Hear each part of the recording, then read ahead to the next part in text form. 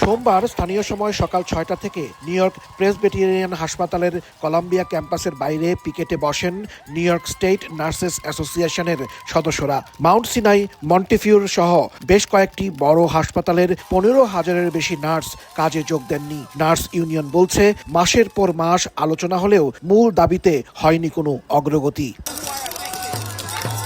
নার্সদের প্রধান দাবি রোগীর জন্য নিরাপদ স্টাফিং, নিজেদের স্বাস্থ্য বীমা রক্ষা এবং কর্মস্থলে সহিংসতা ঠেকানো। সম্প্রতি নিউ ইয়র্ক প্রেসবিটেরিয়ান হাসপাতালে গুলিবর্ষণ এবং মাউন্ট সিনাইয়ে বন্দুক হামলার আতঙ্ক নিরাপত্তা উদ্বেগ আরও বাড়িয়েছে।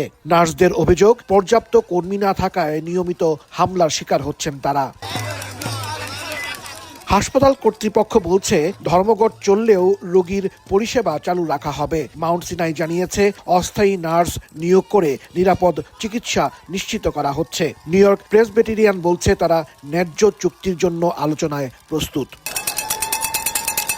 ধর্মঘটরত নার্সদের সমর্থনে আয়োজিত সংবাদ সম্মেলনে উপস্থিত ছিলেন নিউ ইয়র্ক সিটির মেয়র জোহরান মামদানি। তিনি বলেন, সংকটের সময় নার্সরাই সব সময় সামনে থেকেছেন, তাদের মূল্য নিয়ে কোনো প্রশ্ন নেই। মেয়রের এই বক্তব্যে আন্দোলন আরও জোরালো হয়েছে বলে মনে করছেন ইউনিয়ন নেতারা। হাসানুজ্জামান সাকি, সময় সংবাদ, নিউ ইয়র্ক, যুক্তরাষ্ট্র।